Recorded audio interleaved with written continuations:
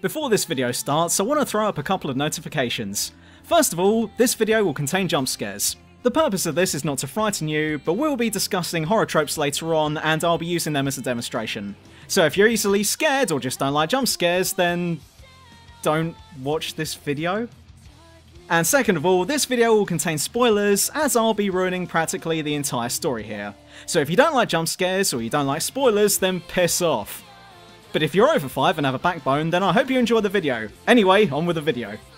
Now, for the record, I love horror.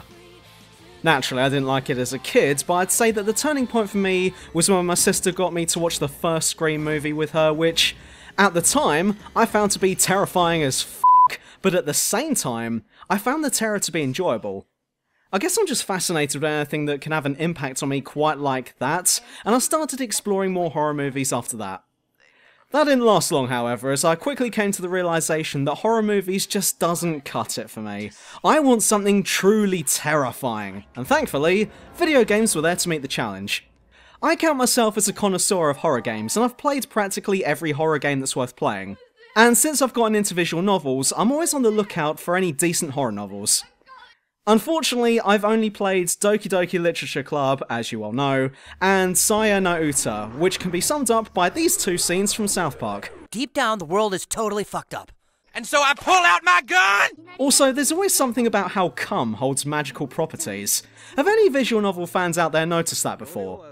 Why is it that some stories involve magic cum? I don't get that. Fate Stay Night did that too, and I don't see why you can't just have a sex scene without trying to poorly justify it. If you guys want to bang, then just fucking bang. But anyway, one of my eyebrows raised when I came across a crowd-funded horror novel on Steam that involved multiple branching stories and routes, and had pretty good reviews as well. So what did I end up thinking about this game, I hear you not actually asking? Is it any good? Well, definitely yes. Yet at the same time, no, not really. The Letter is a novel that I wanted to love so badly. There's so much about it when said on paper, sounds excellent. I also really wanted to love it for its humble crowd-funded origins, as I wish to see other projects like this succeed and make a name for themselves. Unfortunately, The Letter does fall very short in places, which dulls the experience, but we'll get to that in a bit. The story goes like this. You will eventually play a total of 7 characters, with the story being divided into 7 chapters plus 1 prologue, so 1 character per chapter. Set in the fictional city of Luxbourne City in the fictional country of England. No, wait. Got that wrong. The story starts off with you following Isabella Santos in the prologue in Chapter 1, an estate agent for a real estate company who is involved with the selling of a grand mansion outside of town, which unfortunately means there's not free real estate. But this mansion has a long and sordid history, with urban legends surrounding it, and during the open house event, Isabella stumbles across a letter that mimics chain letters, sparking a series of events that threaten her, her friends, and a few other people's lives as a result. For reading this letter means that the vengeful spirit of an Asian girl now has you in her sights and will basically track you down and kill you with free hugs as soon as she can. As the story progresses, you meet other characters, most of who you'll get to play as at some point. As said, you start off as Isabella Santos, or as I like to call her, Radio Los Santos, who's basically an Aoi Asahina ripoff from Danganronpa if I'm honest with you. She looks like her, she's crazy for food, involving one scene where she goes mad for cinnamon rolls. Okay, they're not donuts, but close enough. There's Rebecca Gales, who's dull as fuck, so moving on. Zachary Steele, who was okay, I guess, but I think the devs thought too highly of him by making him a freelance photographer, an amateur artist, and in one case, he even produces his own movie about colonial slavery in the UK. And I just thought that, dude, where are you getting all of this free time from? I personally work a full-time job and make YouTube videos. I barely have enough time to do much else, let alone produce a fucking movie. Then there's Ashton Frey, who I'm not sure whether I should like him or not. The problem with Ash is that he flits between several personalities quite regularly. He's a detective with the police department, and the words, "Sorry, that's classified," comes out of his mouth quite often, as well as putting up emotional barriers, presumably so as to not get any of his friends involved in what he's up to. Yet in the next minute, he's breaking into Zach's apartment, not to do anything nefarious, but because he wanted to hang out with him, realised that Zach wasn't there, and decided to let himself inside and wait for him to come back. He's a dependable and serious guy 1 second, but then whatever image you have of him gets blasted by something that's completely the opposite of what you're imagining, such as hearing his goddamn awful ringtone. Sup, I'm Ash from Deluxe City. Baggers, watch out, can't beat me. Looking for trouble? Better not lie. I'm a cool dude, pretty fly for an Asian guy. Ah! There's also Marianne McCullough, a massively stereotypical Irish woman who's an interior designer, who regularly flits between being the friendliest woman you've ever met, and maybe a bit fun too, to being a total wanker and as rude as they come. Don't get used to her because her personality changes enough as well. And I'm not convinced by her accent at all. She sounds like an English actress trying to do an Irish accent, but the big giveaway is when she starts singing, which was also a completely pointless scene. Hell, I'd imagine that I'm more Irish than her and I'm as English as they come. But as said, she's completely stereotypical, praying to different saints and Mary and Joseph and whoever else when she's scared. She often curses in Gaelic, and she's also sometimes found completely pissed out of her face in the local Irish pub. Now, I wouldn't normally think too much of this, until you consider the diverse ethnic cast we've got going on here. Isabella is from the Philippines, Zach is from the States, Ash is Asian, and Rebecca is Scottish. Despite being set in the UK, most of the cast aren't even English, so I get the impression that the devs may have wanted to be PC about this, and includes a wider variety of characters, not necessarily from the UK. If that's so, then you'd expect them to get their nationalities right and do them justice, rather than inserting a potential negative stereotype of an Irish woman in there. I don't even personally care if she's that way if I'm honest, but at least keep it consistent. Speaking of the English, we do have 2 English characters in here, both Hannah and Luke Wright. I would say out of all of them, Hannah is my favourite, and no, I'm pronouncing her name as Hannah and not Hana, because piss off if you're going to pronounce it like that. Both of them are from the upper echelons of society and are described as practically royalty in the city. I liked Hannah, mainly because she's quite down to earth and approachable, despite being posh as f***, and her voice is silky smooth. Officer Lee! What a pleasant surprise. I didn't think you'd have the time to attend tonight's party. I could quite happily listen to her voice all day long and not get tired. Also, her voice actress played Ira in Dread Out, by far the best scene in that game. Luke, on the other hand, is a bag of dicks, and also sort of looks like Fuyuhiko Kuzurira from Danganronpa 2. Having said that, I was a little annoyed when Rebecca also called him that later on in the game, like she heard me or something. Luke Wright is a terrible person and you're not supposed to like him. Everyone is beneath him, and he's quite happy to put as many people down around him or step on anyone as he pleases. He's also been cheating a lot, and I mean a lot, on his wife, including one scene in Marianne's chapter where you have the option of sleeping with him. Later it's also revealed that he's committed murder in the past and managed to get away with it. So the England side in this novel isn't doing very well. One of them is a bit of an airhead, while the other is a bag of dicks. Oh, and speaking of Luke, he changes character often too. One minute he's being a wanker and saying racist shit to Zach's face, but the next minute he's a doting uncle to his goddaughter. Ah! What the f*** is that?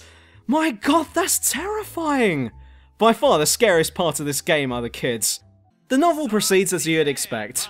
Story happens, and then you'll occasionally be given a decision that will affect what happens next, leading to vast story changes later down the timeline. This is a good thing, as it means the replayability of this is astounding, as depending on your choices, certain characters will either still be alive or dead by the end of it. For example, and I did warn you about spoilers, most of the middle section of the game will be centered around whether Isabella lived or died at the end of her chapter, and what happens after is greatly different from other alternatives. Even little choices have a profound effect later on.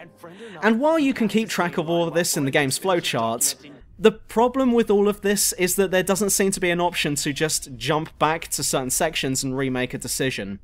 If you're on chapter 4 and wanted to go back and choose a different option, say 5 minutes ago, but you've already overwritten your save file, then the only way to get that option again is to go back to the very start of the novel and go through the prologue, chapter 1, 2, and 3 all over again.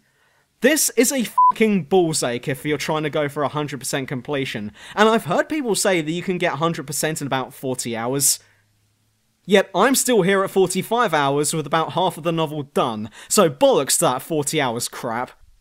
So what about the story itself? Is it any good? No, not really. You'd think that this novel would be about horror, but it's really not. The horror part is like an add-on, or an afterthought, where the devs realise they've been talking about random shit for too long. Whoops, better add in a jump scare or something. Chapter 1 is about real estate, Chapter 2 is about interior design and relationship issues. No, seriously, Chapter 2 devolves at one point into the upper-class version of the Jeremy Kyle show, complete with debates as to who someone's unborn child is. It's only after that does the horror stuff properly start to happen, except for Ash's chapter, which mainly involves the surviving cast arguing with each other, along with faint whiffs of something you'd see in a zombie movie, where the cast decide to keep moving for the rest of the fucking plot. The memory fragments seem to suggest that there's some sort of event that happened years ago that would explain the curse of this letter. Are we not going to talk about that? Are we not going to talk about why the ghost is haunting us? Or why there's a glaring inconsistency with the letter itself? It says pass it on to 5 other people or else, kind of like something out of The Ring, which this game clearly takes influences from. That and The Grudge. But even after Radio Los Santos showed the letter to 5 other people, 6 if you chose to show it to Rose at the start, she still ends up as a target and immediately dies in one of her endings. So what's the point of showing it to 5 other people if the or else part is going to apply to you anyway? At least showing the video from The Ring to someone else within 7 days prevents you from dying. So how do you remove the curse here? The curse starts the moment you look at the letter, and the longer time goes on, the more likely you'll be killed. And you do figure out how to stop it by the end of the game. You want to know how? Well, try to think of the most anticlimactic and obvious way of doing so, and you're probably right. The correct answer is... to burn the letter. I fucking thought of that the moment Isabella showed it to her friends, but because the game doesn't mention even trying to burn it, I thought, oh, fair enough, that was too obvious anyway. You've probably got to do something way more specific than that. Nope, you just burn the and get an achievement called, Are You Shitting Me? Very appropriate, guys. Very appropriate. That's exactly what I was thinking. Way to not give a fuck at the end. And in the true ending, Luke just burns the house down. If there's anything we can take away from this game, then it's this. All of your problems can be solved with fire. Maybe I should use that when dealing with my neighbours next time. Fair enough, but this is a horror title after all. Is the horror any good? Alright then, let's talk about horrors and jump scares. For a title that's self-described as a horror novel, this game sure does like to not include much horror. Throughout an entire chapter, you may get about 3 or 4 moments where something remotely scary happens, but that's it. Most of Hannah's chapter involves her fighting with Luke, Rebecca's chapter is mostly her fighting with Luke, Isabella's chapter can be summed up as paperwork and why won't you guys listen to me? And when something scary does happen, it can be seen a mile away. Zach's taking photos and he says that so long as nothing moves when the shot is taken, then it'll be fine. That's a horror flag, and there's your horror. Then he goes off to develop the shots, another horror flag, there's your horror. Marianne kills time by staring at a TV that's turned off, horror flag, and there's your horror. It's not very scary when you know it's coming. You can prepare yourself for it. A jump scare is when you can't see it coming. It takes you off guard when your defenses are down, hitting you hard and intensely for a second or two before the horror begins to fade. If you're setting up obvious horror flags, then of course we'll see it coming and we can prepare ourselves for impact, and the horror isn't as effective. And even when some frights happen, they still fail to meet their mark. In Chapter 2, Hannah is talking to Rebecca when the ghost girl suddenly sticks her head out to the right side of the screen. And Hannah just kind of stumbles on her words instead of freaking the fuck out like any normal person would do. Then when it's over and the girl is gone, Hannah just writes the whole thing off like it wasn't a big deal. A ghost girl shows up, and instead of shit hitting the fan, she just writes the whole thing off as a tad awkward. Oh, you were adorable in your little dress back then, sweetie. What the fuck is that? Oh, it's gone. Meh, I probably just got indigestion or something. Well, if you're gonna be like that, then everyone in this game has come down with a case of indigestion, because with the exception of Radio Los Santos, so many people are writing off what they're seeing. And that's not normal. Rebecca chalks up to lack of sleep. Listen here, buddy. As someone who suffers from insomnia, I can tell you right now that you don't hallucinate when you're tired. You forget fucking everything, sure, your short-term memory takes a hit, and it's not uncommon for your personality to change to something that you're not normally, but you don't hallucinate. You don't even hear voices. That's not how it works. Hell, when my personality changes, I just turn into a dope who thinks that pictures of fat animals is the height of comedy. But speaking of scares, this game does also like to throw in QuickTime events as well. I've never heard of QuickTime events being in visual novels, and naturally, I panicked the first time this happened here. This game only gives you enough time to complete it, so you have to make sure that you don't fuck up much here, or it's a game over for you. And each QuickTime event is different from the last, and often shows up when you least suspect it.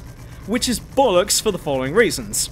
Because you weren't expecting it, and had no knowledge there'd be QuickTime events in this game, and because they're different each time, you don't have the time to figure out what to do, and you're most certainly going to get a game over the first time you do it. But though there are QuickTime events in this novel, I'm not necessarily opposed to the idea. Just make them a bit more lenient and it'll be fine. But if you're going to include QuickTime events into your novel, then what the fuck is this all about? Why the fuck are you including QuickTime events here in the first place if you're then going to give us the option of skipping them? Either make us do them, or don't, because if you're giving us the option, then it's pretty redundant putting them there in the first place. I also noticed later in the game that some of the lines aren't voiced. Let a ghost everything! And you can't expect everyone to fix your mess! I have to admit that the production value in this novel is excellent, and the 3D models that were shown was a great touch that I wasn't expecting. Coupled with the fact that this novel has an animated intro, led me to believe that this novel was made with both quality and care. But seeing that there are not a small handful, but many lines in the latter half of the game that are unvoiced, leads me to believe that they either ran out of money or got lazy. And since this has been out for just over a year now, I'm willing to bet that it's the latter, since this hasn't been resolved since. And all of this is a shame, seeing as how well presented this novel is. The artwork is excellent. I mean, look at that. Isn't that glorious? The use of 3D models is excellent. The soundtrack's pretty good. Some of the voice acting is great. Just not all of it. Some parts will make you jump. I really wanted to like this one, and it's a shame that I ended up getting turned off by it. In fact, on my first playthrough, only Luke, Marianne, and Rebecca survived, but by the time I started again and tried going for the true ending, I just got bored. I got to the scene in the Irish pub where Isabella and Rebecca were arguing, and I just ended up going, oh my god, don't care, don't care, don't care. I don't want to hear another fucking argument between two people who have already had this argument several times throughout this story. I thought this was a horror title. Where the fuck is all the horror? Where's the horror at? And at the end of the day, that's the main thing about this novel. It shies away from its own horror, and that's a shame. I would have loved to have seen more frights and scares. Hell, I was even craving it several times because the story was just boring me. It hardly gets into the truth behind the letter or the ghosts themselves, instead of favouring a small group of people who are having a bad week and listening to them vent. Also, did anyone else who played this game notice that the police chief, the bartender, and the priest all look exactly the same and have the same voice? Was that ever explained? Because I don't recall that ever coming up. Incidentally, this has inspired me to add a new feature to all subsequent rant videos where I show you what I felt was the best line of the game, called True Reviews Best Line. This is a fucking train wreck. You're a fucking train wreck. True Reviews Best Line. But speaking of lines, go into this prepared to hear offensive and sometimes racist language. I'm not saying that's a bad thing here, as it does add to Luke's character. And that's not even a spoiler, I mean, who else would say stuff like that? All I'm saying is that the trigger warning on the screen at the start is there for a reason. In conclusion, that was a long video, but there was a lot I wanted to talk about here, so whatever, so I don't really care. But the big question is, should you get this novel? The short answer is no. The long answer is probably no. This is a novel that was heavily influenced by films such as The Grudge and The Ring, but fails to be as engaging or as scary as either of them. And while it does have some very admirable features and the game is excellently polished, it's the story itself that lets it down. The characters are inconsistent and quite often dull, the horror doesn't have much of an impact, the story likes to get bogged down in stuff that isn't even important, and some parts may even leave you scratching your head. This novel has a lot of promise and requires a huge time investment on your part, but while you do get some payoff from it, it's nowhere near enough as what you'd hope to see. If you want to read a good horror novel, then I'd say go with Doki Doki. It's free and is absolutely unnerving. The Letter, on the other hand, costs around £15 and may only get your heart rate up a few times, but that's it really. To sum this novel up, The Letter is kind of like a Kinder Surprise egg. It looks very appealing on the outside, but it's hollow in the inside and is the definition of disappointment. Ah! Sup, I'm Ash from Deluxe City.